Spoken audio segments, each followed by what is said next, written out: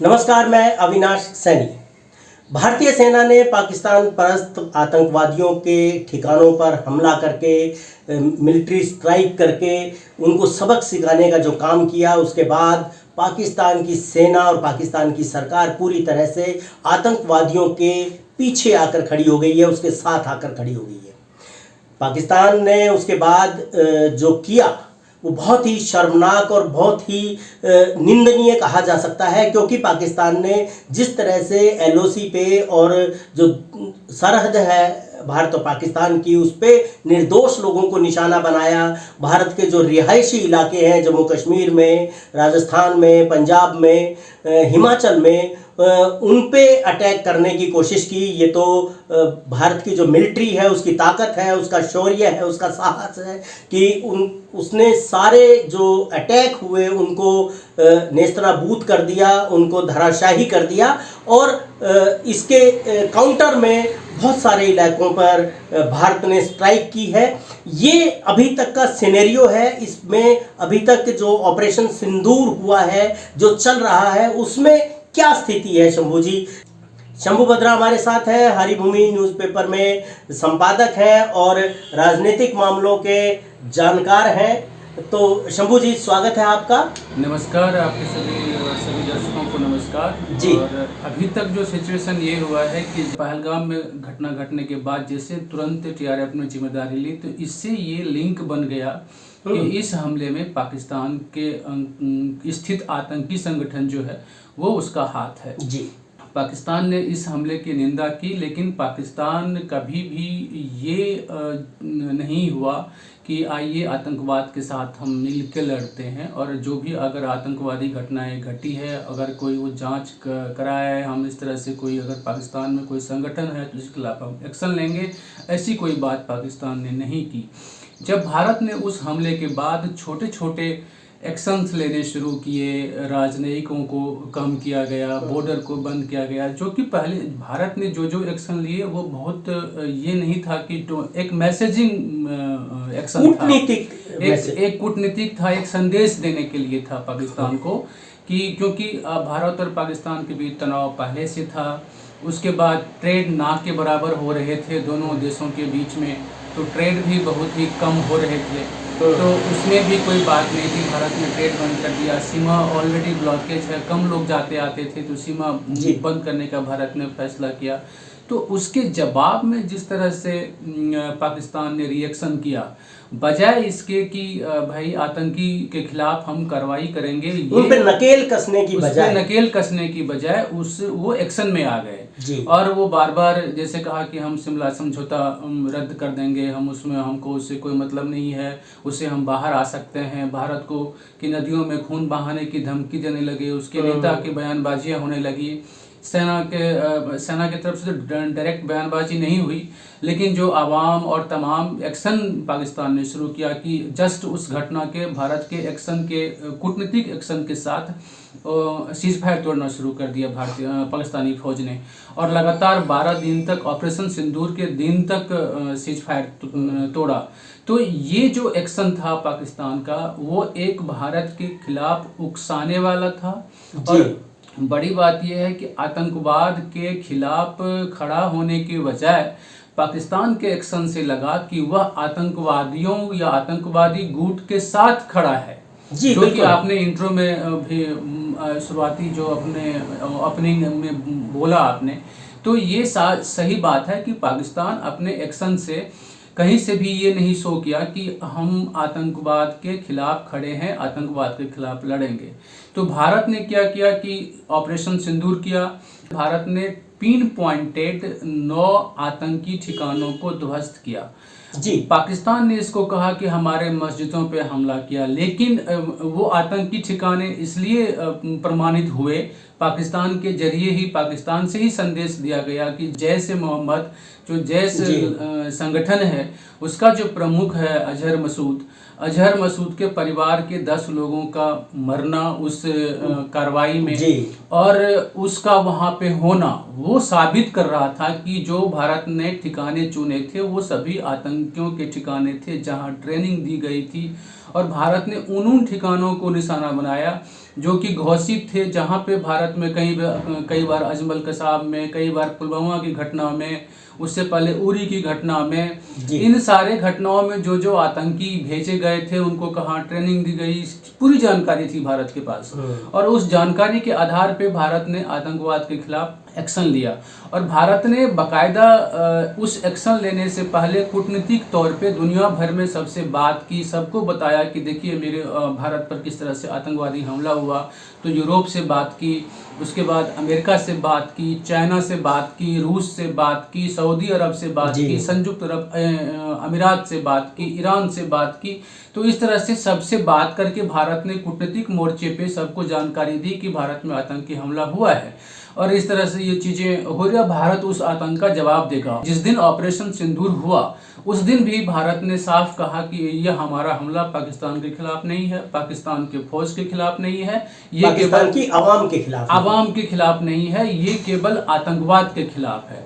लेकिन पाकिस्तान ने इसको आतंकवाद के खिलाफ एक्शन लेने के बजाय, यहाँ मैं कहना चाहूँगा कि जो काम पाकिस्तान को खुद करना चाहिए था, पाकिस्तान को जो भारत ने एक्शन लिया आतंकी ठिकानों के खिलाफ, अगर पाकिस्तान खुद ही अपने आतंकी ठिकानों के खिलाफ एक्शन लेता तो एक तो ये नौबत नहीं आती, बिल्कुल, और इस तरह की चीज़ें डेवलप नहीं होती। फिर भी भारत ने अगर पाकिस्तान के आतंकी संगठनों के या आतंकी गुटों के ठिकानों पे अगर हमला किया, ये किया, तो उसमें सैन्य तौर पे पाकिस्तान को जिस तरह से पाकिस्तान आतंकियों के जनाजे में जाकर के उसकी सरकार, उसकी फौज जाके खड़ी हुई, जिस तरह से सीमा पर उसी दिन सीमा पे अंधाधुंध पाकिस्तान के फौज ने गोलीबारी शुरू कर दी। ऑपरेशन सिंदूर के बाद पाकिस्तान की दो बड़ी गलती थी। एक तो कि सीज फायर तोड़ करके आपने सिविलियंस को टारगेट बनाया। जम्मू कश्मीर के सीमावर्ती इलाके में एलओसी के नज़दीक में कई सारे परिवार के घर टूट गए, कई लोगों की जानें गई। एक तो वो घटना थी। दूसरा कि उसी अगले दिन में जो है सो दोपहर में, सुबह से लेकर दोपहर तक में आपने भारत के 15 सैन्य ठिकानों को टारगेट करके वहां से मिसाइल हमला किया, ड्रोन हमला किया। हालांकि भारत ने एक भी हमले को सफल नहीं होने दिया, सबको नाकाम किया। और जब भारत ने शाम में जवाबी कार्रवाई शुरू की तो उस जवाबी कार्रवाई में पाकिस्तान को मतलब कि एक तरह से बुरा हाल जो कहते हैं ना कि हम धूल चटा देने वाली बात, तो भारतीय सेना ने दिखा दिया कि पाकिस्तान को कि किस तरह से अगर आप मेरे ऊपर आँख उठा के देखोगे या कुछ करोगे, हमारा तो नहीं बिगड़ेगा लेकिन हम तुमको ख़त्म कर देंगे, तुम्हारा जो है नेस्तनाबूद कर देंगे। और वो चीज़ देखने को वहाँ पे मिला। जी, तो देखिए किस तरह से पाकिस्तान ने इस मुसीबत को खुद ही बुलाया। पाकिस्तान के जो हुक्मरान है, पाकिस्तान की जो सेना है, उनको इस सच्चाई का बहुत अच्छी तरह से पता है कि अगर भारत और पाकिस्तान में सैन्य टकराव होता है तो उसका बड़ा नुकसान पाकिस्तान को ही होने वाला है, क्योंकि इस समय पे पाकिस्तान आर्थिक तौर पे जितना कमज़ोर है और जितना कर्ज उसके ऊपर है, वहाँ पे जितनी हालत ख़राब है, तो उसका नुकसान अगर ये युद्ध होता है, ये स्थिति और ज़्यादा बिगड़ती है, भारतीय सेना से टकराव होता है, तो ये उसके लिए नुकसानदायक है। ये जानने के बावजूद जो पाकिस्तान है उसने इस मुसीबत को मोल लिया और अब उसको भुगत रहे हैं। मुझे लग रहा है कि पाकिस्तान में जो थिंक टैंक है, जो सरकार में नीति बनाते हैं या जो सेना जो एस्टैब्लिशमेंट जिसको मानते हैं, तो सेना प्रमुख जो आजकल जनरल मुनीर हैं, जो कि पीओके में जाकर के भड़काऊ भाषण देते हैं अपने आर्मी अफसरों के बीच में, तो इस तरह की जो गतिविधि है वो एक मैच्योर कंट्री की नहीं है। पाकिस्तान की सरकार को एक मैच्योर, वहाँ के अफसरों को एक मैच्योर बिहेवियर आपको दिखाना पड़ेगा कि जब आपको पता है कि भारत और पाकिस्तान के बीच तनाव है, आप तनाव को कम करना चाहते हैं और आप ये भी जानते हैं पाकिस्तान के लोग कि भाई हमारे यहाँ आतंकी गुट हैं, ग्लोबल टेररिस्ट हैं, ये ऑलरेडी है। और ये भी आप देख रहे हैं कि दुनिया भर में आप अलग थलग हैं, आपको कोई मदद नहीं करने वाला है। सिवाय चीन की, और चीन भी इतना ही मदद कर सकता है जितना कि जरूरी है, क्योंकि पाकिस्तान से अधिक इंटरेस्ट चीन का भारत पे भी के साथ भी है। बेशक भारत चीन तनाव है, लेकिन चीन का एक इकोनॉमिक इंटरेस्ट भारत के साथ है, वो पाकिस्तान से ज़्यादा है। इसी पे बात करेंगे, क्योंकि हमारे जो दर्शक है वो जानना चाहेंगे कि जो सामरिक टकराव है, जो सेनाओं के बीच में जो सरहद पे जो तनाव है, ये तो एक चीज़ है जिसमें भारत की सेना निश्चित तौर पे अव्वल है, वो आगे है, और उसने पिछले 2 दिन में ऑपरेशन सिंदूर के तहत दिखा दिया है कि उसकी ताकत कितनी है। वो हमलों को रोकने में भी सक्षम है और जवाबी हमला करने में भी सक्षम है। तो एक तो बात ये हुई। दूसरी बात जिसका जिक्र अभी आप कर रहे थे कि चीन कितनी मदद कर सकता है, इसी पे हम जानना चाहेंगे आपसे, क्योंकि आप विदेशी मामलों के जानकार भी हैं।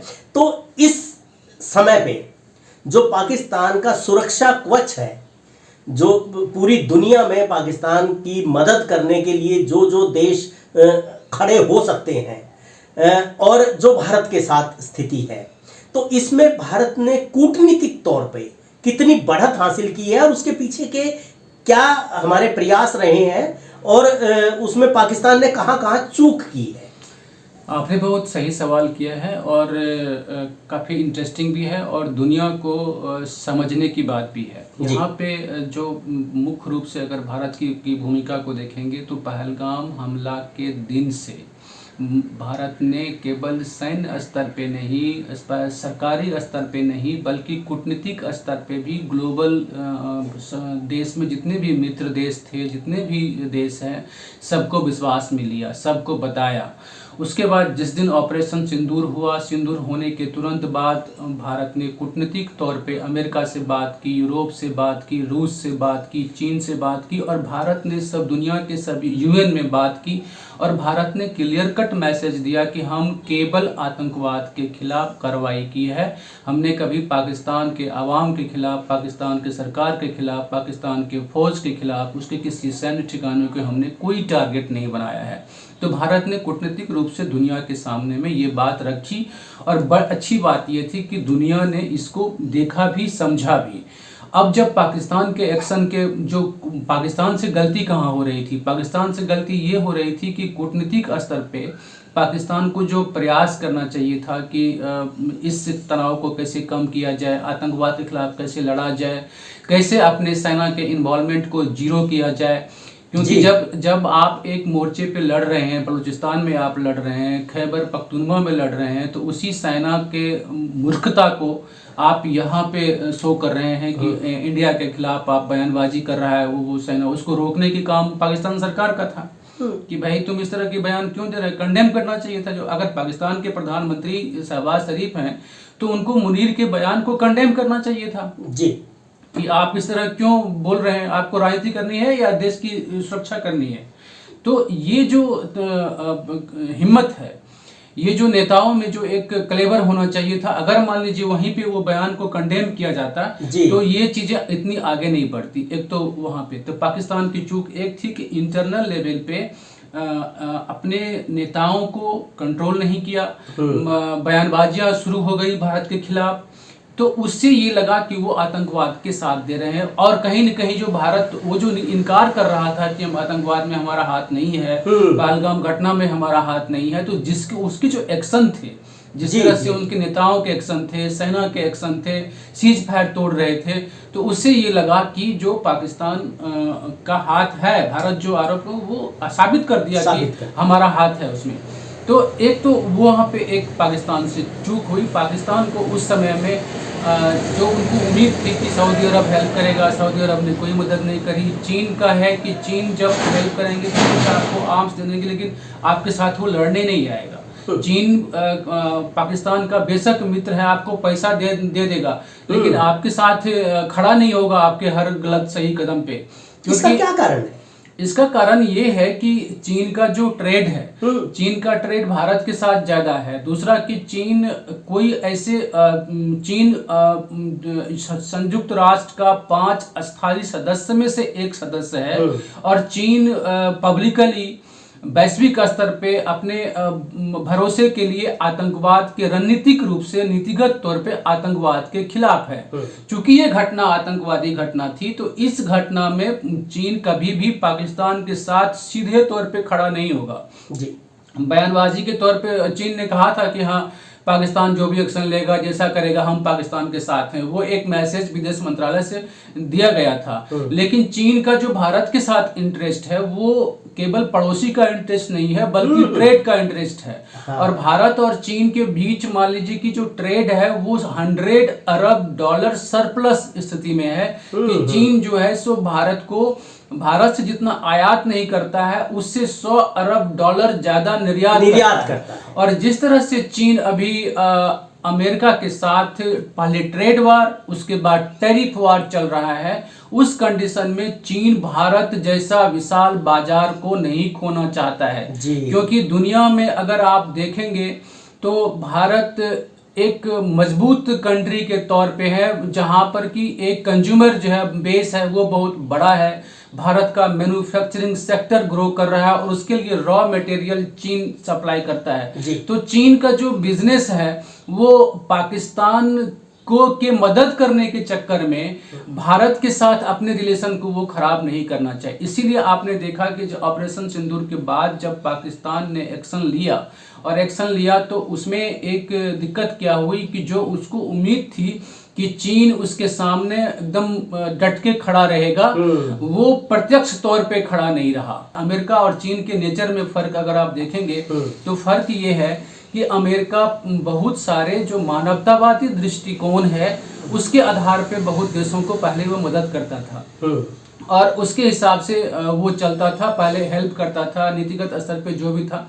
चीन ऐसा नहीं है। चीन किसी कंट्री की मदद करने के लिए जाएगा तो पहले वो लेगा उसके बदले में भैया मुझे ये सामान चाहिए आपसे, मुझे आपको से ये चाहिए। तो अभी भी जो पाकिस्तान के साथ चीन इन्वॉल्व है, केवल सिंगल इंटरेस्ट है चीन का, सीपैक। चीन को अपने कंट्री से केवल वायु मार्ग या जल मार्ग के अलावा एक रास्ता चाहिए जो यूरोप तक पहुंचा दे। और उसके लिए चीन को, क्योंकि ऊपर से उसको ट्रेड करते हुए ये जो रास्ता है पाकिस्तान का, जो गिलगित बाल्टिस्तान पीओके से गुजरते हुए और पाकिस्तान के बलूचिस्तान होते हुए जो ग्वादर बंदरगाह है, उस बंदरगाह पर पहुंचने का मतलब है कि वहां से आपको ईरान जाना इजी, और ईरान के पास आप पहुंच रहे हैं तो आप यूरोप में अराकान का जो खाड़ी है, अराकान के पास आप पहुंच जाएंगे तो आपकी एंट्री यूरोप में हो गई। तो इसीलिए जो आपने पूछा था कि चीन खुल के पाकिस्तान को आतंकवाद के साथ चीन खड़ा नहीं दिखना चाहेगा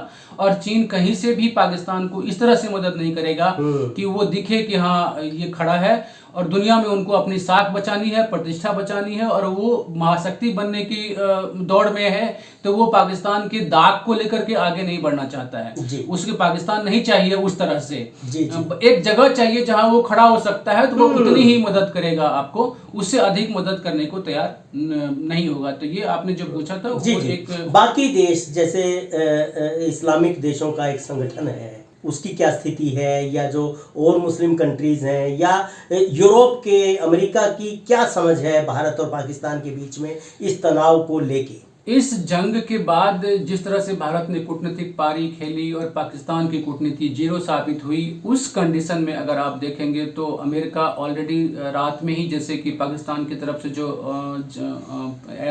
भारत के सैन्य ठिकाने को निशाना बनाया गया था और भारत ने जवाबी कार्रवाई की थी, उसके बाद अमेरिका एक्टिव हुआ था और पाकिस्तान को डांट लगाई रात में कि पाकिस्तान को आप अपनी सैन्य कार्रवाई रोकिए और आप ये जो हमला कर रहे हैं ये सारी चीज़ों को रोकिए और बात करिए और चीज़ों को सुलटाइए। एक तो ये, दूसरा कि कल एक बड़ी घटना ये घटी कि कल सऊदी अरब के विदेश मंत्री भारत की यात्रा पे आए, जबकि उनका कोई शेड्यूल नहीं था, पहले से कोई पूर्व निर्धारित यात्रा नहीं थी। इसके बाद भी सऊदी अरब के विदेश मंत्री भागे भागे भारत आए। उससे एक दिन पहले जिस दिन ऑपरेशन सिंदूर हुआ था, उसी दिन ईरान के विदेश मंत्री की भारत यात्रा थी और ईरान के विदेश मंत्री उससे पहले पाकिस्तान की यात्रा कर चुके थे, वहां से यहाँ आए थे। तो आप अगर मुस्लिम वर्ल्ड में देखेंगे तो ईरान भारत के साथ खड़ा दिखाई दिया, भारत आतंकवाद के खिलाफ खड़ा दिखाई दिया, सऊदी अरब आतंकवाद के खिलाफ खड़ा दिखाई दिया, वो यूएई, जी। कतर, बहुत सारे ऐसे मुस्लिम कंट्री हैं जो कि भारत के नीति के साथ भारत आतंकवाद के खिलाफ अपने आप को उन्होंने बयान दिया, बात की, भारत से बात की, और किसी ने भी पाकिस्तान के जो एक्शन है उसको किसी ने समर्थन नहीं किया और भारत के आतंकवाद के खिलाफ कार्रवाई की किसी ने निंदा नहीं की। हाँ, ये ज़रूर है कि इस्लामिक देशों का जो समूह है OIC, तो OIC में ज़रूर एक पाकिस्तान के पक्ष में लगता हुआ बयान दिया गया है, लेकिन भारत उसकी परवाह नहीं करता, क्योंकि उसके 55 सदस्य में से लगभग 40-50 सदस्य ऐसे हैं जो भारत के साथ उनके अच्छे ट्रेड रिलेशन है, अच्छे उसके रिलेशंस है। तो इसलिए वो संगठन क्या करता है, संगठन में क्या बात होती है, तो उसको भारत उतना तवज्जो नहीं देता है। तो यानी ये भी एक सांकेतिक चीज लगती है मुझे, क्योंकि OIC की जो अपनी वुक्कत है, वो अभी तक जो फिलिस्तीन के पक्ष में वो कोई स्टैंड नहीं ले पाया है। बिल्कुल है, तो इसी तरह से जो मुस्लिम कंट्रीज जो हैं उनके साथ जो अन्याय की बात भी अगर हम करें जहाँ पे हो रहा, तो वहाँ भी वो कुछ नहीं कर पा रहे। लेकिन इस पूरे एपिसोड में भारत ने दिखा दिया कि भारत आतंकवाद का मुकाबला डटकर कर सकता है। पाकिस्तान जिस भी रूप में आना चाहे भारत उसके लिए तैयार है। अगर वो सेना की भाषा समझता है तो सैन्य भाषा में उसका जवाब दिया जाएगा, कूटनीतिक भाषा को समझेगा तो कूटनीतिक भाषा में जवाब दिया जाएगा, शांति के तौर पे अगर वो आगे आएगा तो भारत शांति का 2 कदम आगे बढ़ाएगा। तो भारत उसको हर तरीके से दिया है। और आज से नहीं, मतलब कि भारत में अगर आप पिछले 30-40 साल के सरकारों की यात्रा को देखिए तो हर सरकार ने पाकिस्तान से रिश्ते बेहतर करने की कोशिश की है कि इतने युद्ध होने के बाद भी, इतनी चीजें होने के बाद भी, क्योंकि भारत से रिश्ते सुधारने की जो मजबूरी है वो पाकिस्तान की है, भारत की नहीं है। फिर भी भारत ने रिश्ते सुधारने के लिए हमेशा हाथ बढ़ाया, लेकिन हर बार आप आतंकी घटना करके यहाँ से चले जाते हैं, यहाँ आपने 4 बम भेजे, बम फोड़ के चले जाते हैं। तो वो जो फौज है पाकिस्तान की, एक तरह से मूर्ख फौज है, कोई उसका बेस नहीं है, फुदकने वाली फौज है कि भाई आए और फुदक के आप चले गए और अपने इतिहास से भी सबक नहीं लेते। इतिहास से सबक आप नहीं। देखिए, आपने जितनी लड़ाइयां लड़ी हैं उस सब में मात खाई है आपने। बिल्कुल। आपने अपना एक देश का बड़ा हिस्सा 1971 में गंवा दिया अपनी इसी मूर्खता की वजह से। जब जिन्ना ने भारत से अलग होने की बात हुई, 2 नेशन थ्योरी हो गया, पाकिस्तान अलग हो जाएगा, जब तय हो गया कि हाँ अलग हो ही जाएगा, तो जिन्ना ने एक स्टेटमेंट है, उसने कहा था कि हम एक बेहतर मुल्क और धर्मनिरपेक्ष मुल्क बनाएंगे और वो भारत से बेहतर होगा।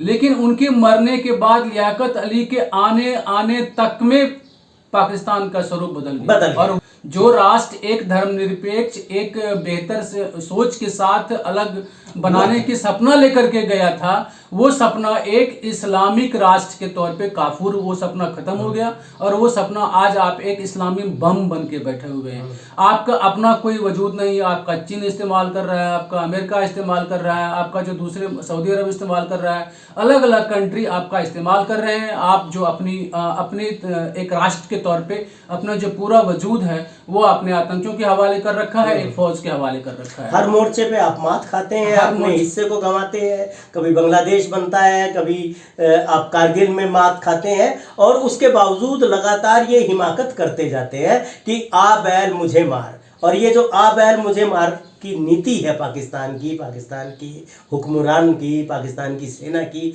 मुझे लगता है कि ये इतनी फॉल्ट लाइन है ये कि वो भारत का तो क्या ही बिगाड़ेंगे, वो दूसरे देशों का तो क्या ही बिगाड़ेंगे, वो अपने मुल्क की आवाम का सबसे ज़्यादा नुकसान कर रहे हैं। वो जितनी गरीबी में पाकिस्तान इस समय पे फंसा हुआ है, जितने कर्ज के बोझ के नीचे दबा हुआ है, वहाँ की आवाम जो है, इस तरह की लड़ाइयाँ होती हैं, अगर इस तरह की हरकतें अगर होती हैं तो वो कितने ज़्यादा उसमें चले जाएंगे वहाँ के जो लोग हैं। अभी वहाँ पे पानी का संकट पैदा हो गया है, कभी बाढ़ का संकट पैदा हो रहा है। तो इस तरह की चीज़ें मुझे लगता है कि पाकिस्तान को छोड़नी पड़ेंगी और आतंकवाद के खिलाफ एक नीति बनानी चाहिए, तभी वो दुनिया में एक अच्छे मुल्क की तरह, अच्छे पड़ोसी की तरह सरवाइव कर सकता है। बिल्कुल आप सही कह रहे हैं कि पाकिस्तान को अगर एक राष्ट्र के तौर पे एस्टैब्लिश होना है तो पहले ये जो छोटे मोटे ये जो आतंकवादी और आतंकवादी संगठनों को पालने का जो है वो करे। मुझे लगता है कि जो पाकिस्तान में संजोग से स्थापना से लेकर के और अभी तक कोई भी सिंसियर या राष्ट्र के निर्माण के टाइप का कोई लीडर आया नहीं है। इसीलिए जब जिसको मौका मिला वो सत्ता में रहा और लूटा खसोटा पाकिस्तान को। उसको 10-20 करोड़ लोग मिले हुए हैं, एक खित्ता मिला हुआ है, उसको लूटो और अपना विदेश भाग जाओ अपना काम। कोई भी ऐसा लीडर तैयार नहीं हुआ जो कि एक राष्ट्र को राष्ट्र के तौर पे निर्माण कैसे करें, कैसे हम एस्टैब्लिश करें, कैसे हम आगे बढ़ाएं, तो इसको लेकर के कोई नहीं। और अब जब गलत धारणा से आप कोई राष्ट्र बनाएंगे तो ऑब्वियसली जो है सो आप सही रिजल्ट आप नहीं हासिल कर पाएंगे। तो आपने सारी बातें कर दी है। पाकिस्तान को भारत से टकराना या भारत के खिलाफ आतंकवादी गतिविधि को अंजाम देना महंगा पड़ेगा। और ये आपने ऑपरेशन सिंदूर में देख लिया कि भारत ने किस तरह से पाकिस्तान को जवाब दिया। और पाकिस्तान खामखा अपने सेना को, अपने फ़ौज को भारत के खिलाफ सीज़ फायर तोड़ने में और सैन्य ऑपरेशन करने में लगा दिया। ये जो कदम था वो हमेशा गलत कदम था। भारत ने करारा जवाब दिया। भारत ने कूटनीतिक स्तर पे भी अपना बैलेंस बना के रखा, इस सारे घटनाओं की जानकारी दुनिया को दी, जो भी एक्शन लिया। और भारत एक कूटनीतिक स्तर पे, सामरिक स्तर पे और सैन्य स्तर पे, तीनों ही स्तर पे भारत ने पाकिस्तान को मात दी है इस पूरे। और आज भी अगर पाकिस्तान रुकता नहीं है तो भारत उसको कड़ा जवाब देगा। और भारत के पास एक मौका है अभी पीओके लेने का। ये मैं बोल रहा हूँ कि एक गोल्डन चांस है भारत के सामने में, कि क्योंकि पाकिस्तान ने खुद ही मौका दिया है भारत को। तो मुझे लगता है कि एक सैन्य मौका है भारत के पास। जी, बहुत बहुत शुक्रिया बात करने के लिए इस वीडियो में, और आपका भी बहुत बहुत शुक्रिया इतनी देर तक इस वीडियो को देखने के लिए। अगर आपको हमारा प्रोग्राम अच्छा लगा है तो हमारी वीडियो को लाइक कीजिए, चैनल को सब्सक्राइब कीजिए और दूसरे लोगों तक शेयर कीजिए। नमस्कार। नमस्कार।